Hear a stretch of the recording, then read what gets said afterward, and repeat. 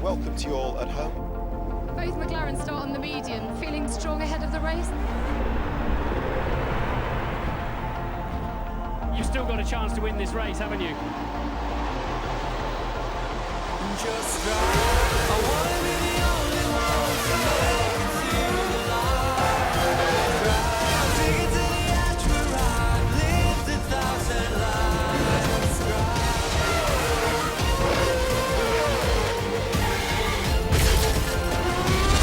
I'm on boxer. When I brake very late, to open up the left hand. Fascinating race ahead.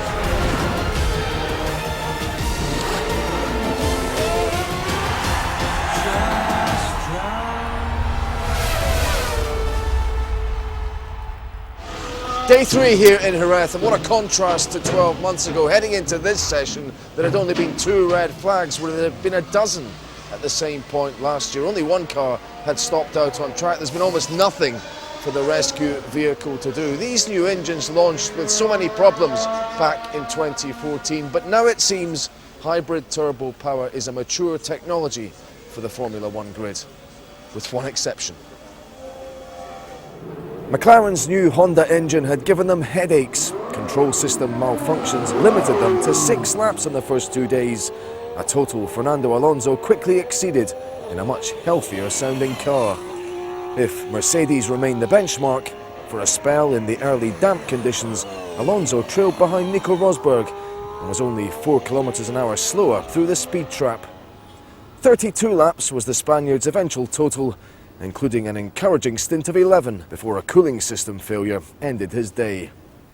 Rosberg had an issue of his own. A Mercedes halted on track for the 2nd day in a row, albeit only temporarily after an engine shutdown.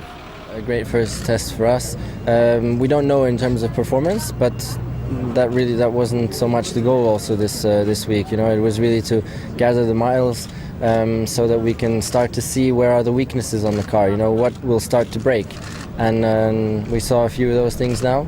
So that's good, you know, and I'm not disappointed when the car stops, because it's a good thing to have it now, so we really know and where it is and can make the car bulletproof before going to Melbourne. So what was it that stopped you today, briefly? Something with fuel as a result, fuel pressure, I don't know what, cutting the engine. Okay, well, it didn't stop you for very long. Just finally, you go to Barcelona next. What kind of work are you going to need to do there? How different a track is it? What are you going to learn from there, do you think, in the second test? Barcelona, very different track again, yeah, which is good, that you get a bit of a different feel. And of course it's also a track where we're going to race at, so it's important to prepare for that. And the only problem is these temperatures, you know, they're so unrealistic and they have such a big impact on the whole car and the cooling of the car, the tires, everything.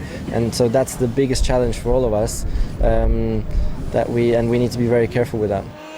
The championship runner-up and Kimi Räikkönen swapped fastest laps for a time after the track dried, with the Ferrari heavily censored for aero work during the rest of the day. The whole team has done a very good job over the winter, and after last year when we had difficult times, and it was a positive first day. A lot of improvements in areas that we had difficulties, and obviously it's just the first day, and unfortunately the weather was pretty bad today. Somehow the circuit stayed damp for most of the day, so but I think we had a good running, and you know, we got some mileage, and like I said, big thanks to the team to at least to build us a reasonable good starting point, and no, it was a good first day. The whole package is quite a bit better than we finished last year, and you know, we improve in all the areas, and obviously it's just the first day and the first test, so we still have a lot of things to do and a lot of things to try to improve, but you know, it's definitely a positive start, and we have something to work with, and you know, it's not too bad. Carlos Sainz carried some unnecessary apparatus on his Toro Rosso, a bin bag picked up from the garage floor.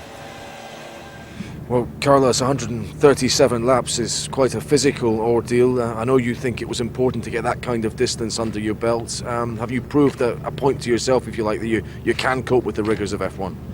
Yeah, definitely. It was a test for both the reliability and myself, obviously, to do two race distances in one full day and actually managed to be quite consistent in that last run, quite a long run. It was a happy feeling. My trainer was happy, my engineer was happy, and I was, of course, happy. Does it give reassurance to the team and to Renault as well that this can be a reliable power unit, much improved from last year? Yeah, in terms of reliability, we have done a huge step forward today. To do 137 laps was not in our plans, to be honest. It was like when you go to our race, you want to finish 6th and suddenly you finish 3rd. You know, it's a big, huge encouraging for the whole team, and see that we can do that number of laps and with so many test items. Because you had a taste of the old Renault power unit not too long ago either. How would you say they compare? It still feels pretty different. I cannot judge the performance though. It just feels different in terms of drivability and all that, because you have still to tune the engine and to put it up to perfection. And obviously it was two different teams with two different kind of strategies and on the engine side. So still you can feel some difference, but I cannot feel how good the performance of the Renault engine is yet. Just finally then, you and Max Verstappen are in the car at a similar stage of your careers. It always tends to be maybe one out of the two of you gets the nod or the promotion up to Red Bull. Do you think you can still have a good working relationship? Are you getting on well in these first few days together? Yeah, to be honest, we are getting really well on together. And especially on testing is when we really need to get on well, and where we need to work together as much as possible. I really wish that him tomorrow can do another 130 laps, because at the end it's a benefit for me.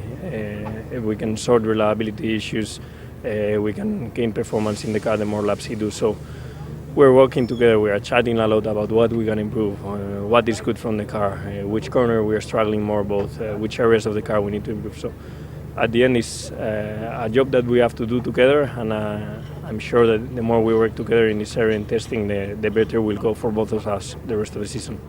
He'd still have a much better day than Daniel Ricciardo in the Red Bull. An engine change largely confined him to the garage. The timesheet, I guess, says one thing, but in that busy last hour for a while you looked the fastest man on track. So where do you sense you are? It's still early, it's still hard. I mean, I'd like to know a bit more, but I think obviously we were limited with a bit of running today, but the last hour was a bit better. We got some more long runs done.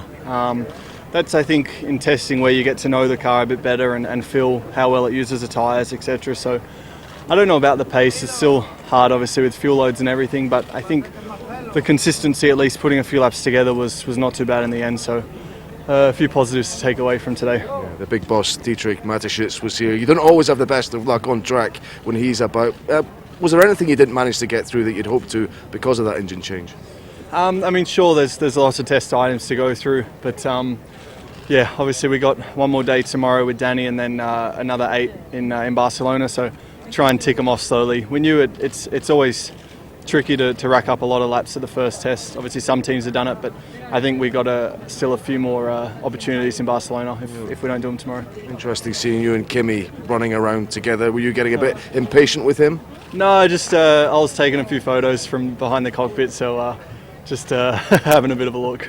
I mean, in terms of Mercedes and how they're getting along, they seem a very polished product. In a way, can you look on the positive side and think maybe they haven't pushed too much in development terms, and you know, their curve has come to a bit of a drop-off point when you're still pushing? I mean, that's what I think all their opponents are hoping. You know, obviously they had, we know what package they had last year, so they've done a lot of laps this weekend already, or this week already, so yeah, maybe it's just an updated 14 car, who knows, but we'll catch up. Felipe Massa eased his way into 2015 with a half-century of laps. His compatriot Felipe Nasser ended the day quickest. Sauber again employed soft tyres, perhaps giving up to a second-a-lap advantage over medium rubber. Yeah, it was a very productive day, going over 100 laps. I think we could maybe have done a bit more, but we had small issues today, but nothing major. But it was good to have a few on the car, either on different levels of whatever, downforce or different setups in the car. And also we were able to do some long runs in the end of the day to see how the car reacts to that. So in general it was very positive, very good day. You got on the soft tyre and made good use of it. I mean, this team had a difficult year last year. The little results like today just perk everyone up and boost morale? Yeah, I wouldn't say it's all down to that, but there's clearly a step forward done from the chassis and the engine side. But again, it's only testing. It doesn't mean anything to be leading the testing today. So I don't know what the others are doing on whatever fuel level they're running. But so far so positive and much better than I expected.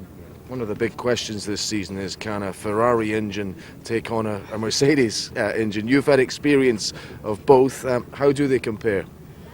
Well, I never tried the Ferrari last year, so to be honest, I don't know how to judge them. But they seem quite similar at the moment, so I'm curious to see the first race, how it goes.